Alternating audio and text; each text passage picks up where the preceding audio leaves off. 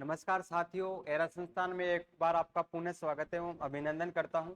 जैसा कि अपना मास्टर 1-to-1 बैच चल रखा था, उसके अंदर अपन ने इकोनॉमिक्स की सब्जेक्ट कंटिन्यू चल रखी थी। इकोनॉमिक्स के साथ साथ अपने 4 सब्जेक्ट और कंटिन्यू चला रखे थे।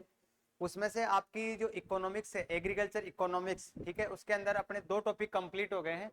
तीसरा आज आपका टॉपिक रहेगा। ऐसा मतलब कुछ खास नहीं है कि जैसे अपन नंबर वाइज लिए हैं, टॉपिक वाइज जो आपके एग्जाम के अंदर पुटअप होते हैं क्वेश्चन, जहां से आपके एग्जाम के अंदर पूछे जाएंगे, वहीं से आपके पीडीएफ के अकॉर्डिंग मैंने पीडीएफ उसी अकॉर्डिंग डाली है कि आपके जो एग्जाम के अंदर पूछे जाते हैं वही अपन आपको मैं पढ़ा पाऊं। ठीक है, फालतू का कचरा पढ़ाने से कोई मतलब नहीं है, क्लासे बढ़ने से। ठीक है, ऐसे तो आपके पास भी काफी पीडीएफ पड़ी होंगी। ठीक है, तो अपन चलते हैं तीसरी क्लास के अंदर, क्लास थर्ड के अंदर। क्लास थर्ड के अंदर अपन चर्चा करेंगे वस्तु और सेवा के बारे के अंदर अपन अध्ययन करेंगे। तो उसका क्लासिफिकेशन देखेंगे, ठीक है, उसके लाभ देखेंगे, तो उसके भेद देखेंगे। तो पहला अपना टॉपिक रहेगा वस्तु और सेवाओं में भेद। मतलब वस्तु और जो सेवा होती है उसके अंदर क्या भेद होता है, क्या डिफरेंट होता है, उसके बारे में अपन चर्चा करेंगे। तो लिखो, आप साथ साथ उतारते जाना, साथ साथ समझते जाना। ये तो हम जान ही चुके हैं कि मानवीय आवश्यकताओं की पुष्टि के लिए वस्तुएं और सेवाएं दोनों ही महत्वपूर्ण है।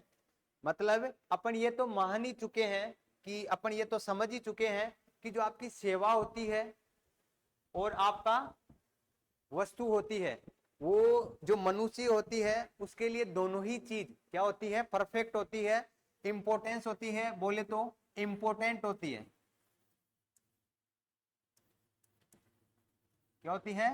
इंपॉर्टेंट होती है। कौन? वस्तु और सेवा दोनों चीज मानव के लिए इंपॉर्टेंट मानी जा चुकी है। अब इन दोनों के अंतर को समझने का प्रयास करें। इनके बीच निम्नलिखित मुख्य अंतर है। अभी मैं आपको बताया था, आपकी जो सेवा है, जो वस्तु है, उसके बीच के अंदर क्या डिफरेंट है, इसके बारे में अपन चर्चा करेंगे। उसका क्लासिफिकेशन देखेंगे आपके वस्तु और सेवा के बारे में। तो सेवा सॉरी, पहले अपन वस्तु के बारे में चर्चा करते हैं। एक पॉइंट डाल के लिखो, वस्तुएं ये दर्शे होती है, ये दर्शे होती है, इन्हें देखा और छुआ जा सकता है। जो आपकी वस्तुएं होती है उसको अपन देख भी सकते हैं और छू भी सकते हैं। जैसे आपका ये डिजिटल बोर्ड है, इसके ऊपर मैं टच कर रहा हूं, ठीक है, तो ये क्या है? एक वस्तु है। और ये पेन है मेरे हाथों में, ये क्या है? एक वस्तु है जिसे मैं देख भी सकता हूं, जिसे मैं छू भी सकता हूं। ठीक है, वो किसके अंतर्गत आएगी? आपके वस्तुओं के अंतर्गत। ये पेन है आपका, ये डिजिटल बोर्ड है, जैसे आपका ये टेप है, आपके माइक वगैरह कुछ भी ले लो, ठीक है, आपका लैपटॉप वगैरह, अपने टेबल कुर्सी ले लो, वो किसके अंतर्गत आती है? वस्तु के अंदर। उसे अपन देख भी सकते हैं, अपन छू भी सकते हैं। ठीक है, अब जैसे आपके सामने है, डिजिटल बोर्ड का एग्जांपल दिया है मैंने आपको, पेन का एग्जांपल दिया है कि इनको अपन देख सकते हैं, इनको छू सकते हैं, तो ये किसके अंतर्गत आएंगे? आपके वस्तु के अंतर्गत आएंगे। दूसरा पॉइंट है, इनके उत्पादन और उपभोग में समय का अंतर होता है। मतलब इनका जो प्रोडक्शन होता है और जो उपभोग होता है, उनके बीच में क्या होता है? डिफरेंट होता है, अंतर होता है। पहले इनका उत्पादन होता है, उसके बाद में क्या होता है? इनका उपयोग होता है। पहले तो इनका क्या होता है? प्रोडक्शन होता है, उसके बाद में क्या होता है? उपयोग होता है। इसका अपन उपयोग करते हैं, यूज करते हैं। दो कंप्लीट हो गए। तीसरा आपका है, इनका संग्रह किया जा सकता है। मतलब जो वस्तुएं होती है इनका अपन संग्रह किया जा सकता है। सेवाओं का अपन संग्रह नहीं कर सकते, जब आवश्यकता हो तो इनका प्रयोग किया जा सकता है। अपन इनका संग्रह करके अपने को जिस समय जिस चीज की आवश्यकता होती है उस समय अपन की जो अपन ने संग्रह किया था उस चीज का अपन यूज कर सकते हैं, उसका उपयोग कर सकते हैं। चौथा पॉइंट है, इन्हें एक स्थान से दूसरे स्थान पर स्थानांतरित किया जाता है। मतलब इनको जो वस्तुएं होती है उनको अपन एक स्थान से दूसरे स्थान पर ट्रांसपोर्ट कर सकते हैं। ठीक है, अब सेवा की बात करते हैं। सेवाएं के बारे में अपन ने दोनों के बारे में, डिफरेंट के बारे में बात की थी कि अपन दोनों के बारे में डिफरेंट देखेंगे इनका, किसका? वस्तु का और सेवा का। सेवाएं अदृश्य होती है। आपकी जो वस्तु होती है वो तो कैसी होती है? दृश्य होती है, उसको अपन छू सकते हैं। और जो आपकी सेवा होती है वो कैसी होती है? अदृश्य होती है। सेवा को अपन देख नहीं सकते, अर्थात इन्हें देखा या छुआ नहीं जा सकता। अभी आपको मैं बताया था कि वस्तु को अपन छू सकते हैं, देख सकते हैं। सेवा है, उसको अपन छू नहीं सकते, देख नहीं सकते, ये अदृश्य होती है। इनके उत्पादन और उपभोग के बीच में समय का अंतर नहीं होता। उसके बीच में समय का, उपभोक्ता और उपयोग का अंतर होता था, डिफरेंट होता था। और जो आपकी सेवा है इसके बीच में कोई डिफरेंट नहीं होता। आपकी उपभोग के ले लो या फिर उपयोग के बीच में कोई डिफरेंट नहीं होता। यही कारण है कि इन उत्पादन और उपभोक्ता साथ साथ चलते हैं। यही कारण है सेवाओं का कि जो आपका उपभोग है और जो उपभोग है और जो आपका प्रोडक्शन है वो क्या करते हैं, साथ साथ चला करते हैं।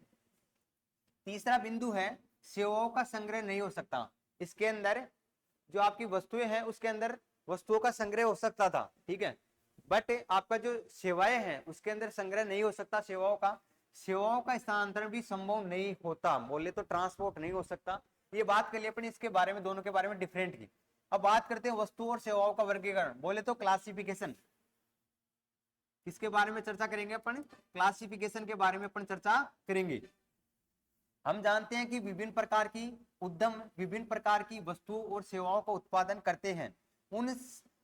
उन सब का अलग अलग अध्ययन कर पाना तो संभव नहीं होता, पर उन्हें कुछ एक बड़े वर्गों में बांटकर उनका विधिवत अध्ययन संभव हो जाता है। यह वर्गीकरण या यह क्लासिफिकेशन कई प्रकार से किया जा सकता है। वर्गीकरण से विभिन्न वस्तुओं के सापेक्ष आर्थिक महत्व को समझा जा सकता है। हम निम्नलिखित प्रकार के वर्गीकरण का अध्ययन करेंगे। अब वर्गीकरण कितने प्रकार का होता है आपके, एक तो अपन पहले तो चर्चा करेंगे निःशुल्क वस्तु और आर्थिक वस्तु के आधार पर क्लासिफिकेशन देखेंगे। दूसरा क्लासिफिकेशन देखेंगे निःशुल्क सेवा और आर्थिक सेवा के आधार पर। तीसरा क्लासिफिकेशन देखेंगे उपभोक्ता वस्तु और उत्पादक वस्तु के आधार पर। चौथा देखेंगे उपभोक्ता सेवा और उत्पादक सेवाएं के आधार पर। पांचवा है एकल उपयोगी वस्तुएं तथा दुरुपयोग वस्तुएं। छठा है निजी वस्तु तथा सार्वजनिक वस्तु। फटाक से एक बार देख लेते हैं, ये उतार लेना आप साथ साथ। क्लासिफिकेशन के बारे में अपन चर्चा करते हैं एक एक के बारे में। तो आपका है निःशुल्क वस्तु और आर्थिक सेवा। मान लो कि आप किसी रेगिस्तान में है, मान लो आप किसी रेगिस्तान के अंदर है, जैसलमेर में है जैसे मानकर चले अपन, वहां रेत का एक बोरा भर लेते हैं। वहां अपन क्या कर लेते हैं, रेगिस्तान के अंदर जाकर एक रेत का क्या कर लेते हैं अपन, बड़ा सा बोरा भर लेते हैं। इसके लिए आपको कोई कीमत नहीं देनी पड़ती। मतलब आप रेगिस्तान के अंदर जाओगे तो जब वहां पर रेत के बोरे भरते हो उस समय आपको कोई कीमत नहीं देनी पड़ती, कोई कीमत नहीं चुकानी पड़ेगी।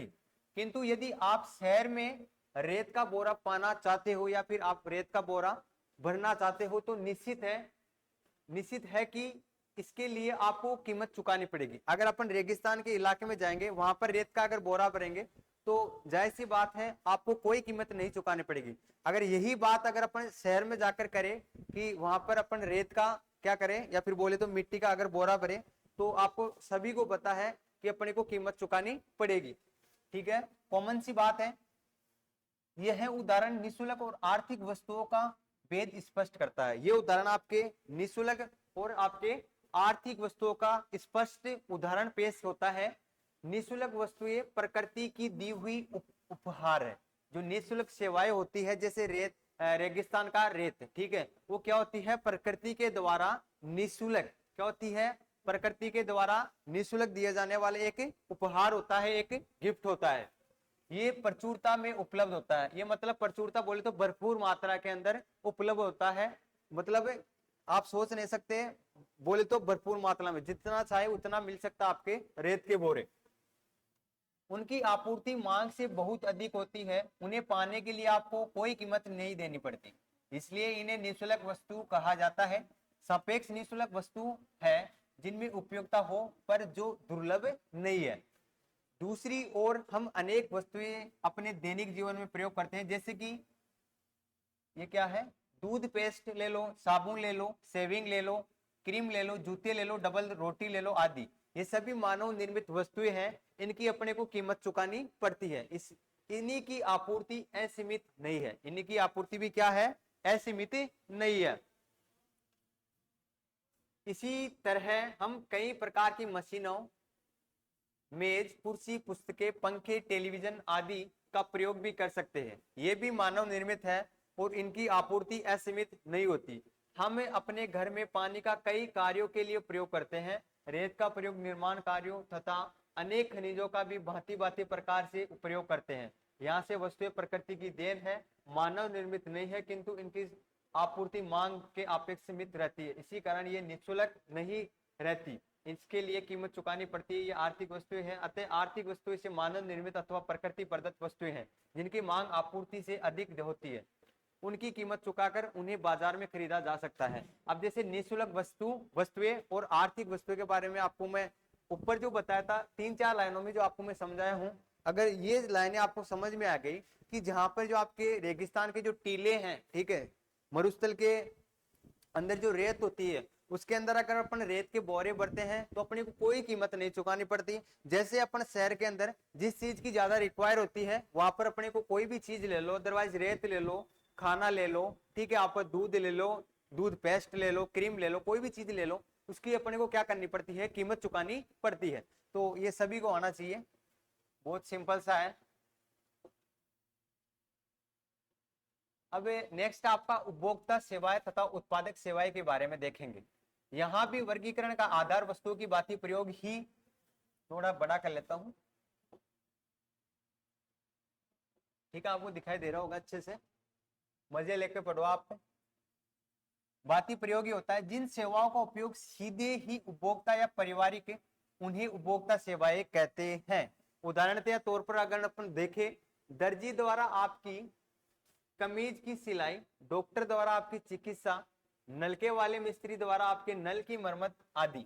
दूसरी ओर उत्पादक सेवाएं वे होती है जिनका उपयोग दूसरी वस्तु और सेवाओं के उत्पादन में किया जाता है। ये अप्रत्यक्ष रूप से उपभोक्ता की आवश्यकताओं को क्या करते हैं, पुष्ट करते हैं। बोले तो उदाहरण तौर पर देखें तो जैसे दर्जी आपका जो कपड़े सिलने वाला होता है वो क्या करता है, वस्त्र निर्माण के लिए कपड़ों की सिलाई करता है, ठीक है। दूसरा एग्जाम्पल देखिए, बिजली विभाग के मिस्त्रियों के द्वारा आपूर्ति लाइन की मरम्मत की जाती है। जो आपके लाइनें होती है जहां से आपके 11 जार वाले बोलते हैं, 4 लाइन बोलते हैं, उनकी क्या करते हैं, मरम्मत। अब जैसे ट्रक द्वारा किसी फैक्ट्री को कच्चे माल का क्या किया जाता है, एक स्थान से दूसरे स्थान पर परिवहन करवाया जाता है। नेक्स्ट आपका है एकल उपयोगी को दीर्घोपयोग वस्तुएं। सभी प्रकार की वस्तु चाहे वे उपभोक्ता वस्तुएं हो अथवा उत्पादक वस्तुएं को एकल उपयोगी तथा दुरुपयोग वस्तुओं में वर्गीकृत किया जाता है। एकल उपयोगी वस्तुओं में वे जिनका हम एक बार ही उपयोग कर सकते हैं, उसी में उनकी सारी उपयोगिता काम आ जाती है। उदाहरण के तौर पर अगर अपन देखें तो जैसे आपकी डबल रोटी ले लो, मक्खन ले लो, साथ ही साथ आप अंडा भी ले सकते हो, बोले तो एग, दूध आदि एकल उपयोगी उपभोक्ता वस्तुओं के अंतर्गत आते हैं। इसी प्रकार एकल उपयोगी उत्पादक वस्तुएं भी एक ही बार उत्पादन प्रक्रिया में प्रयोग हो सकती है। उदाहरण के तौर पर अगर देखें अपन, कोयला ले लो, कच्चा माल ले लो, बीज ले लो, बोले तो सीड, बोले फर्टिलाइजर ले लो, खाद ले लो आदि। चीनी के उत्पादनों में गन्ना का कच्चा माल उनका एक बाही प्रयोग होता है। आपको मैं वही कराऊंगा जो आपके इंपॉर्टेंट है, ठीक है। जैसे कोई भी मैं छोड़ा रहा हूँ, कुछ टॉपिक को आप छोड़ दिया। आप अपन निजी और सार्वजनिक वस्तुएं देखते हैं। तो मैं थोड़ा पानी पी लेता हूँ, गला बैठ गया।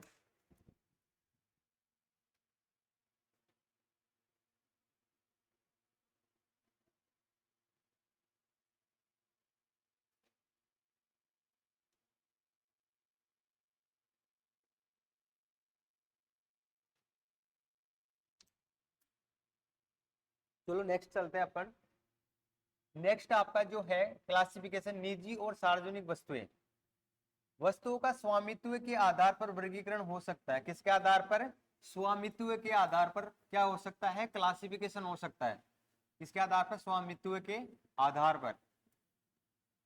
जिनका स्वामित्व निजी हो और जिन्हें उनके स्वामी ही स्वयं प्रयोग करते हैं उन्हें हम निजी वस्तुएं कहते हैं।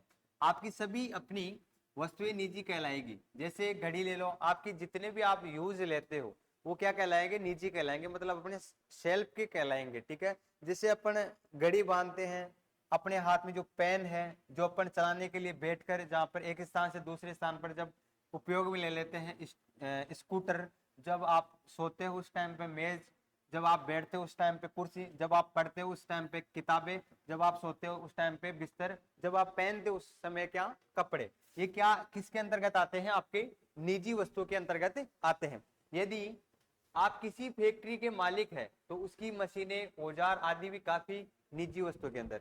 अगर किसी आप फैक्ट्री के मालिक है, उसके अंदर जितनी भी आपकी मशीनें वगैरह है, जितने भी औजार है, जितने भी पार्ट्स है, वो क्या किसके अंतर्गत आते हैं, आपके निजी वस्तुओं के अंतर्गत आते हैं।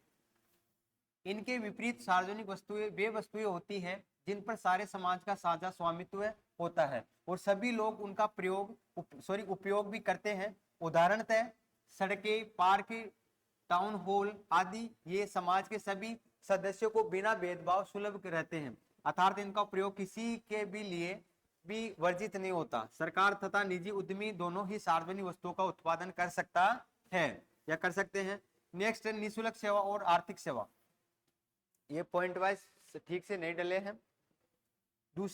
नेक्स्ट है निःशुल्क और आर्थिक का विभाजन सेवाओं पर भी लागू हो सकता है।